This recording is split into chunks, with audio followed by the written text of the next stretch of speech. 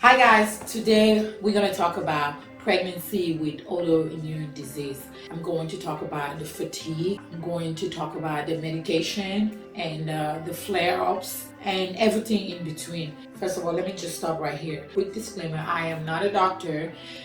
This is just my personal story, my personal journey and what I've been through. So buckle up, I see you on the other side of the intro. Hello guys, once again welcome to the Black Panda. My name is Tatiana, and if you don't know, I'm pregnant. 11 weeks in a few days, but I really want to talk about a touchy subject today because this has been one of the hardest part of my life. This is my third pregnancy. My first pregnancy, I didn't have rheumatoid arthritis. My second pregnancy, I had rheumatoid arthritis and I wasn't seeing anybody. I wasn't seeing a doctor. I wasn't taking anything. And it was the hardest. So the decision to have a third pregnancy, knowing my situation, it was a tricky one. I decided to put myself through this again. Don't judge me.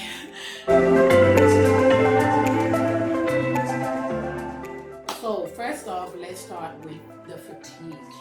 Being tired, being exhausted, feeling like you work at Amazon by yourself, moving boxes all day, even though you were just literally sitting on a couch all day. That's how I feel.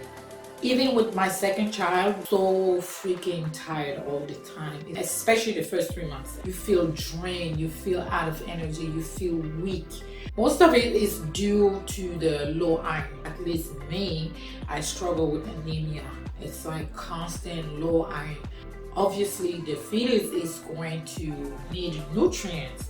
The nutrients that you don't even have enough for yourself.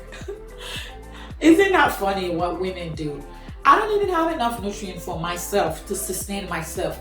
Then I get pregnant. Obviously, baby is a priority and the baby is gonna take what it needs regardless of what I have. So basically the baby just takes the little bit that I have and I'm stuck, left with nothing. Back then also the doctor prescribed me like iron pills, but those are really bad because they constipate you. So what I do, I take liquid iron as a supplement. I take liquid iron, but it does the job.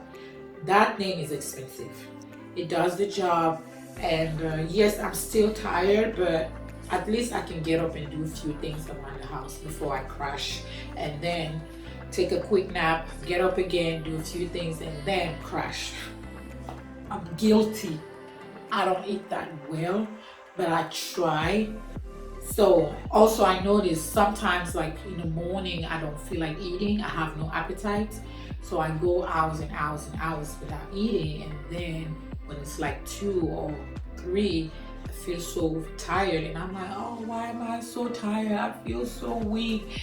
And I start crying and I'm like, oh my God, this is so hard. And then it's like I eat something and I'm like, I was just tired. I was just hungry. Hangry. You know, it's funny the things that, how you can feel when you're hungry. Food. The second thing I want to talk about is medication.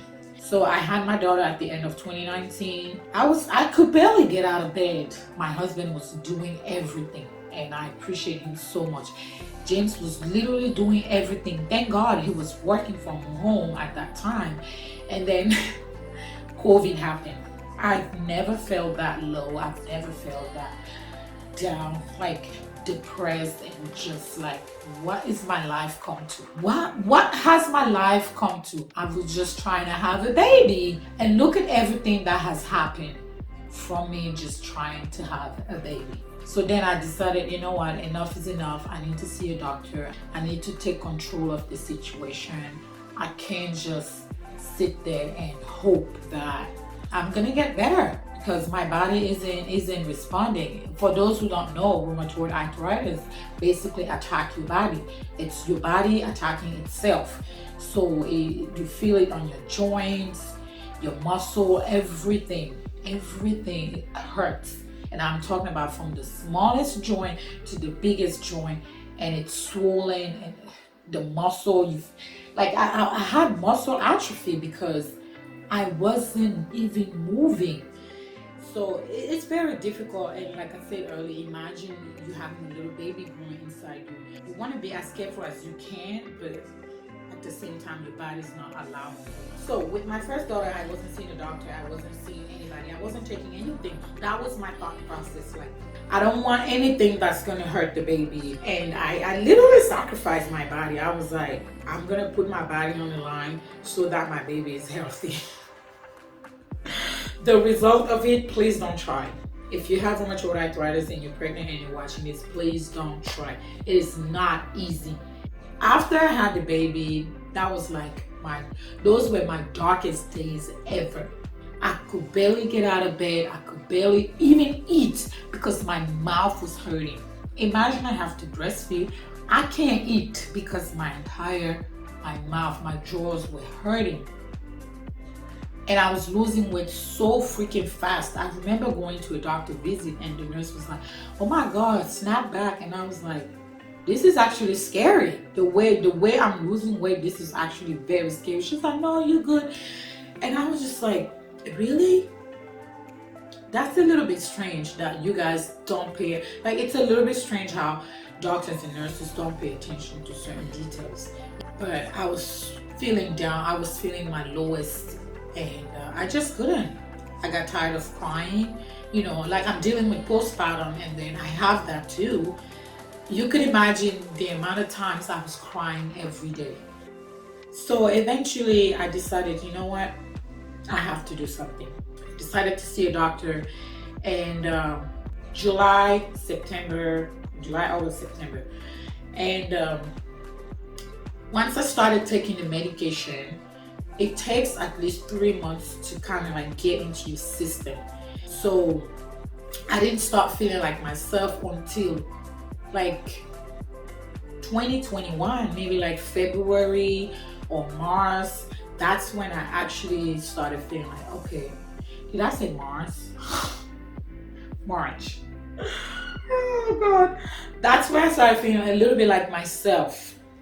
So they started me with hydroxychloroquine, methotrexate, and Humira. Eventually, we dropped the hydroxychloroquine and the doctor just kept me on the Humira and methotrexate. The combination was working great. I'm not gonna lie, I was doing great.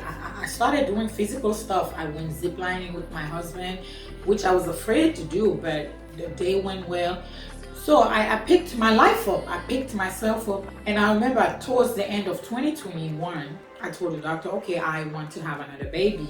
How is that gonna work with the medication and my situation and my condition? He said we have to switch medicines because with the baby, those medicine, I guess, is too strong. That could really create or cause birth defect. We had to switch medication. He presented me with a few options, but some of the options, they didn't have enough records, they didn't have enough documentation of, you know, pregnant women taking those medicine and how they did. I was like, I'm not going to gamble my life. I'm not going to gamble my baby's life. It's a no-no for me. Currently, I'm only taking one medication and it's so mild. It's really mild to where I'm starting to feel the flare up.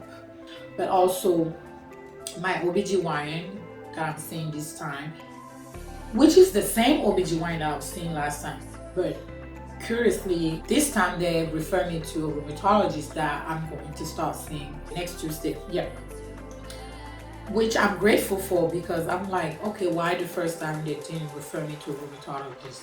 Maybe I did say I didn't want a doctor. It could be. Because back then I was like, no, I don't want to take medicine. I don't want to be hooked on medication for the rest of my life. It's like, okay, well, it's either that or die. Not that rheumatoid arthritis is going to, you know, but it's really bad. You can find yourself just laying there not doing anything. So medication wise, right now I'm only taking one medicine and I'm actually out. So when I see the specialist next week, we're going to talk about the other options that I have and see and go from there. I'm trying to take as less I'm trying to take as less medication that I can because I want a healthy baby. That's what matters the most for me. So you have to figure out what matters the most for you. If you want to be active while pregnant, you can do that. But for me, I want the healthiest baby that I can produce. So I'm going to limit the medication intake as much as I can. But also I'm not going to impair myself like I did with my second pregnancy.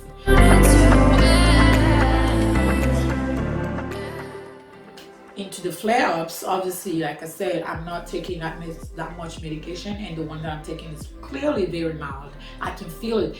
So then I'm starting to feel the pain again. I'm starting to feel the pain. My fingers are swelling. My wrist started hurting like 2 or 3 days ago, which I haven't felt the pain on my wrist in like 2 years. I guess it's just gonna make life a little bit more difficult for me. But I'm at home, I'm not working, so I do the best I can, and I appreciate my husband not being like very particular with me and very understanding, which I honestly hesitated. And I even told him maybe we can wait a couple of more years. I thought for myself, you know, I love my kids. I want to have more kids if I could, but for now, if I can have one more, now is the time. Now is better.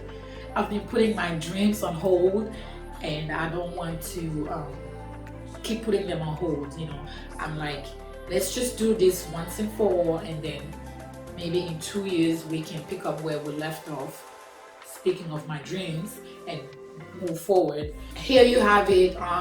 The fatigue, the way I deal with that is taking my liquid iron. It helps a lot. It depends on the brand. I think I'm going to do a different video on that, depending on the type of liquid iron, because I've tried different ones, and sometimes some of them don't really agree with me.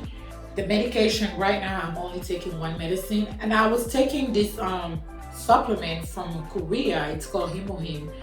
It was also helping, but I don't know how they make that, so I also stopped taking that one too. The flare-ups, I can definitely see them creeping in. They're coming in, and we're only at 3 months, which is a little scary. But usually the first 3 months, well, for me, the first 3 months are the worst of my pregnancies. By the 4th month, things start settling down.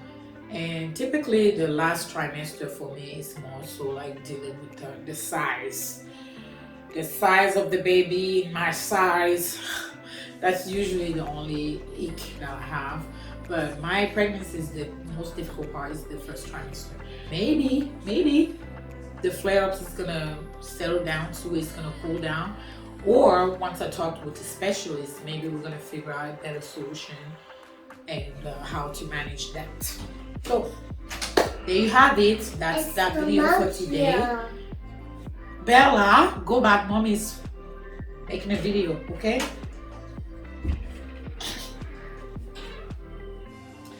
Anyway, guys, so that's the end of the video. Thank you for supporting. If you can subscribe, that would be great. This is Bella. Say hi to the camera, to the phone. Hi, Grandma. Phone over there, say hi. Hi. So this is Bella, and this is the end of the video. I'll see you guys next week, or maybe in a couple of days.